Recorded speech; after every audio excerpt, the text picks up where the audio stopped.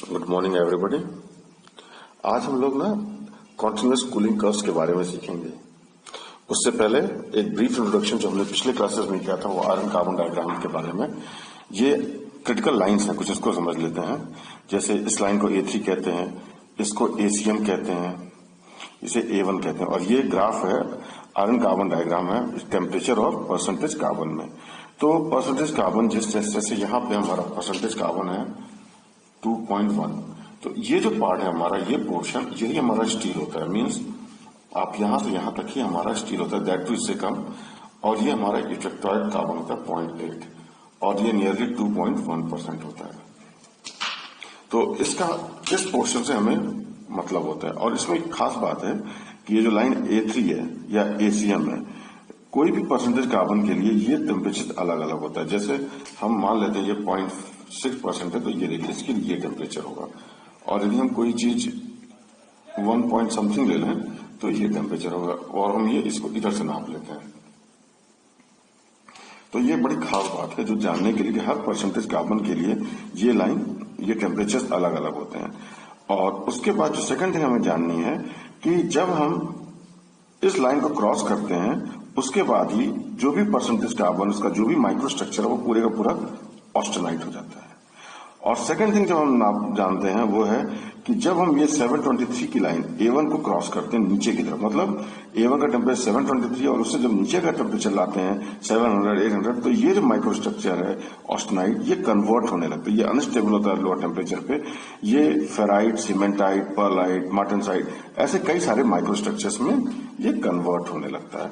ये जो चीज हमें ये जाननी है, जिसमें हम यहाँ से ये देखते हैं, ये ऑस्टेनाइट रीजन है। इसके लिए ये लाइन बहुत इंपॉर्टेंट है, A3 और ACM, जिसके ऊपर टेम्परेचर जब हीट करते हैं तो वो ऑस्टेनाइट में कन्वर्ट होता है। ऑस्टेनाइट इस टेम्परेचर के ऊपर तो स्टेबल होता है, लेकिन जब हम 723 के A1 टेम्परेचर के नीचे आते हैं तो अनस्टेबल हो जाता है और ये कन्वर्ट होने लगता है। और हम एक और चीज देखते हैं कि बड़ी अच्छी बात है, ये जो हमने पहले पढ़ी है समरी ऑफ हीट ट्रीटमेंट में, कि अब आप ये देखो कि परसेंटेज कार्बन सेम था और हमने इसकी कूलिंग रेट बदला, अनिलिंग, नॉर्मलाइजिंग, ऑस्टेम्परिंग। इसमें क्या है, कूलिंग रेट्स अलग अलग है, जो भी हम CC3 डायग्राम में देंगे। तो हमने देखा कि एक ही कार्बन का परसेंटेज था, कूलिंग रेट बदलने के बाद हमें ये सारे डिफरेंट माइक्रोस्ट्रक्चर मिले। ये देखिए हमने कूलिंग रेट दिखाया है कैसे चेंज होता है। तो इसमें कैसे समझते हैं कि 723 से ये सारे at the end of the day room temperature पे आ जाते हैं।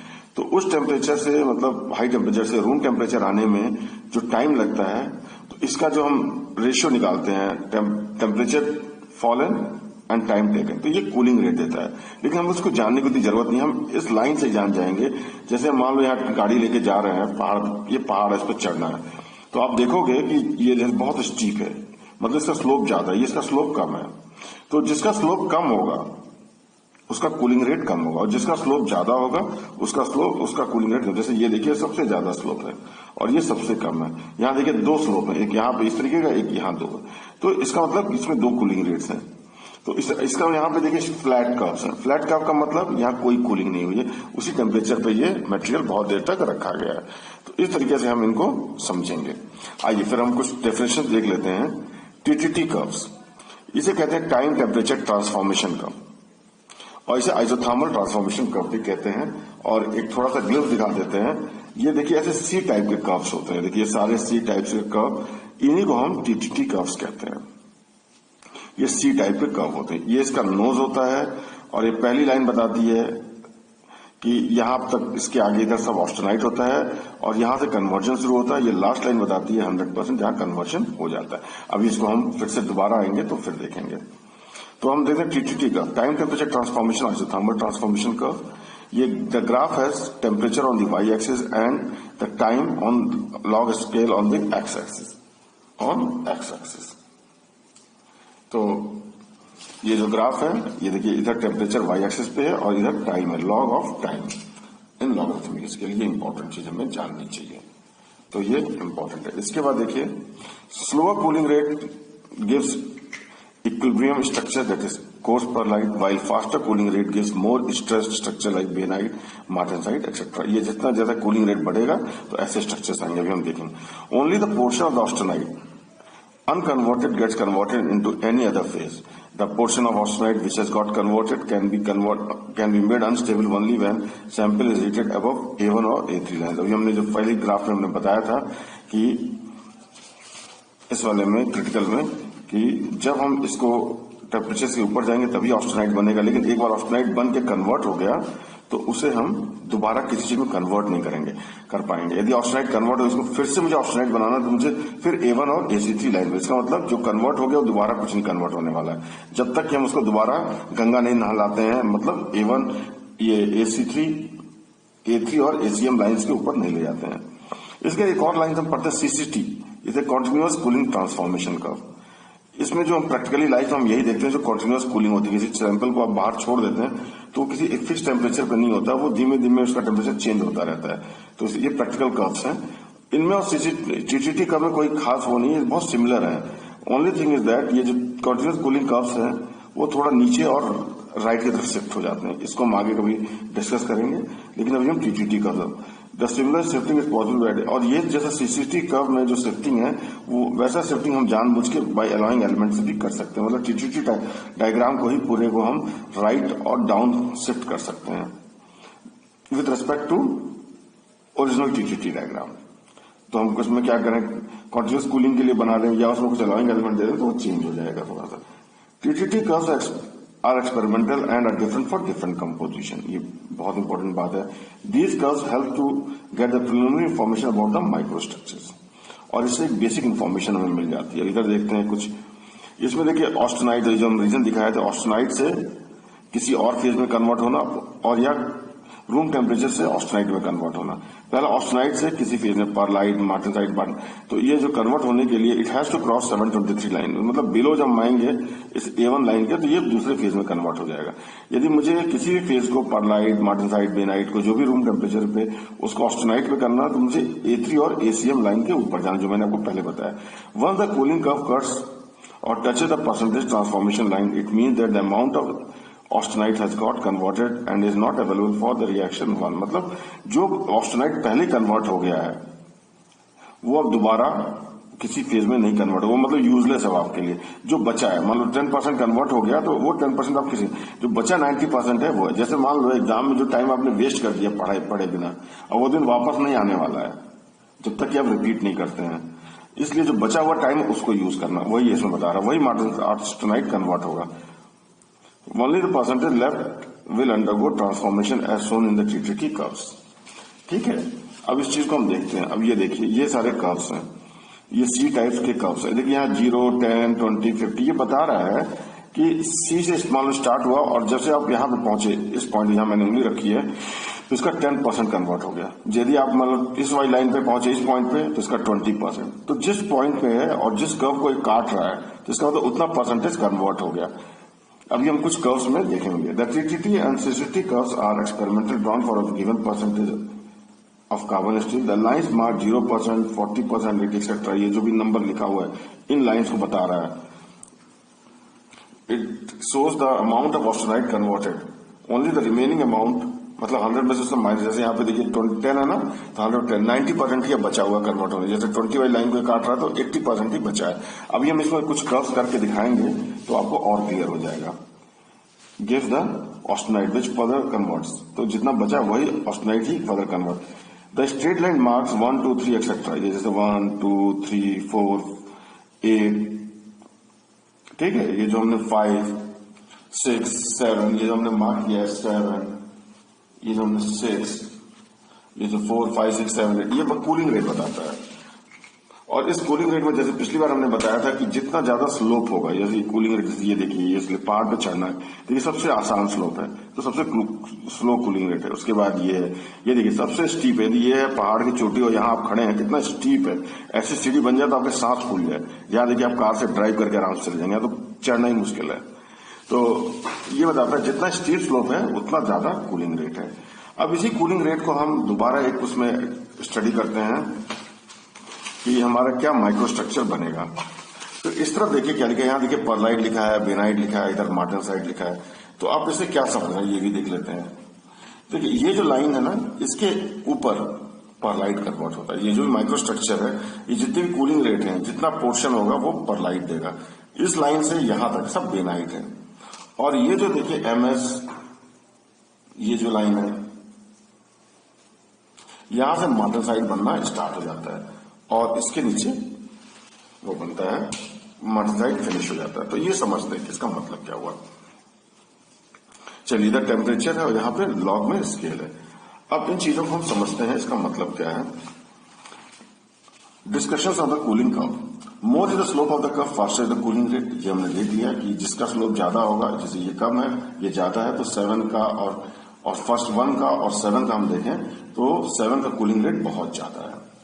The phases marked on the right and the bottom are formed in the transformation. जो भी ये राइट में लिखा है परलाइट, बेनाइट या ये मार्टेनसाइट, यही चीज हमें मिलेंगी।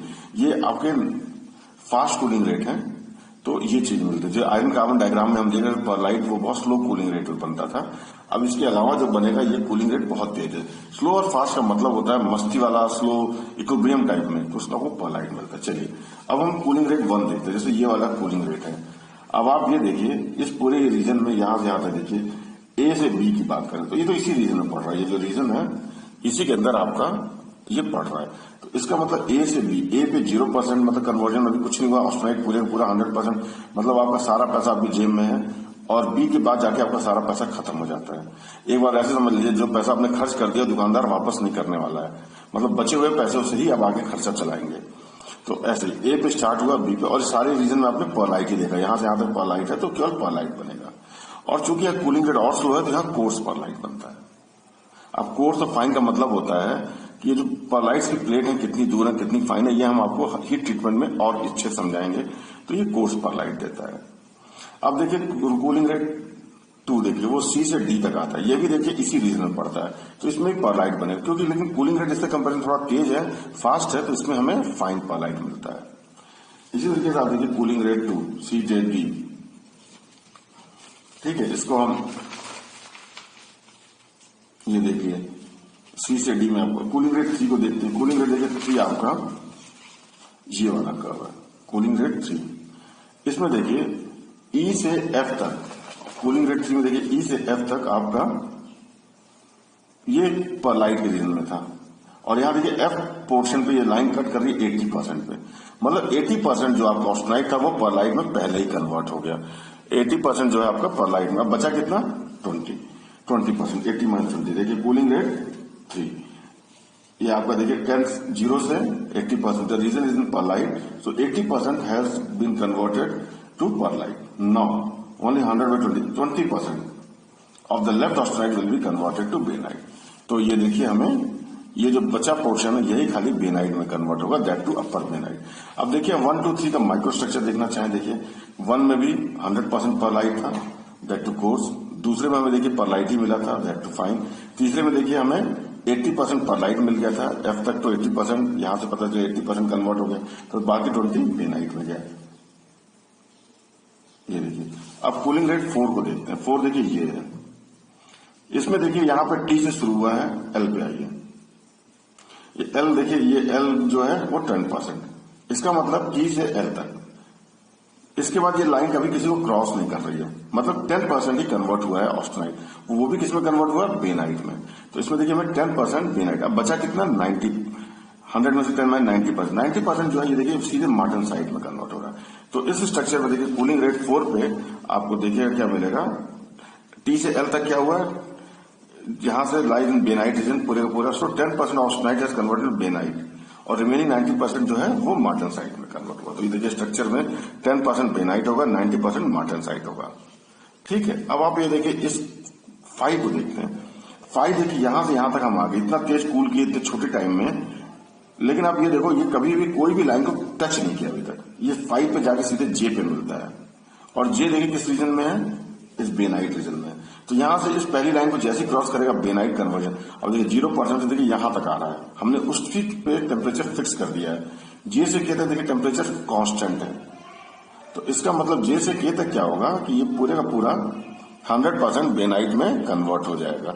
And in this process we get 100%। और इस प्रोसेस का इस तरीके से जो हम बेनाइट बनाते हैं ना, इसको हम बहुत इंपॉर्टेंट मेथड्स कहते हैं, इसे कहते हैं ऑस टेम्परिंग।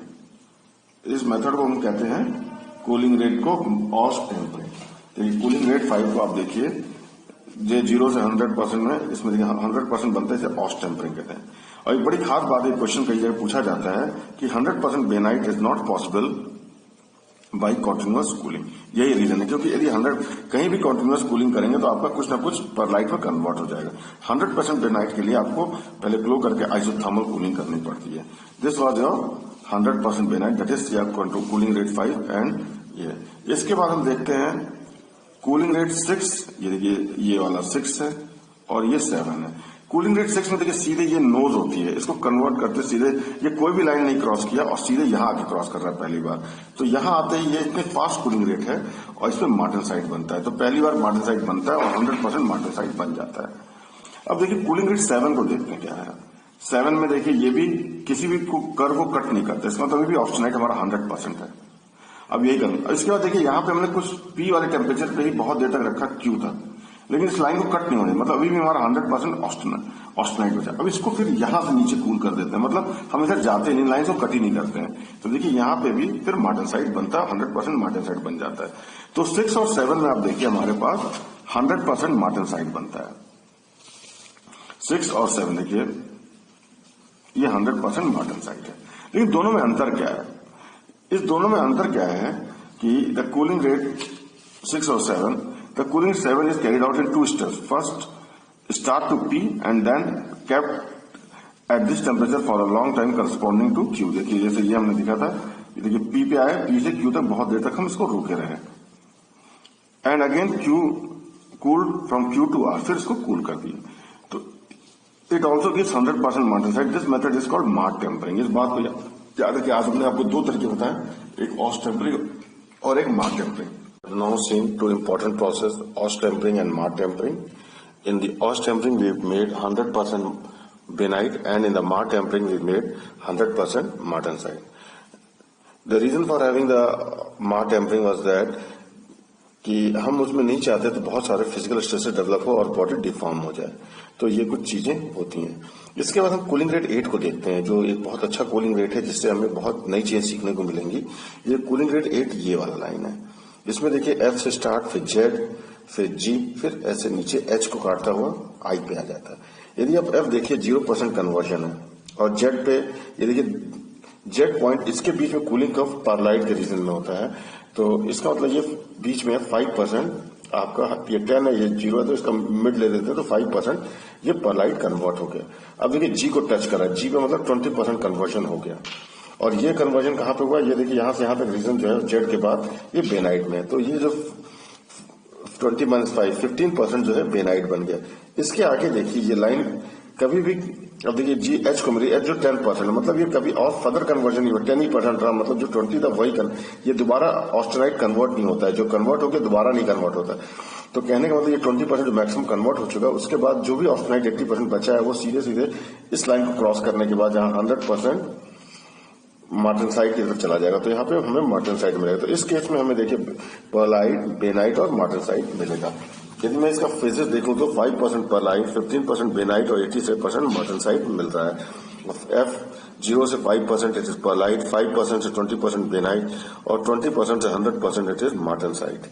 तो इस तरीके से हम किसी कूलिंग कर्व से क्या क्या फेजेस पा सकते हैं वो हमें इस क्रिटिकल कूलिंग रेट से पता चल गया।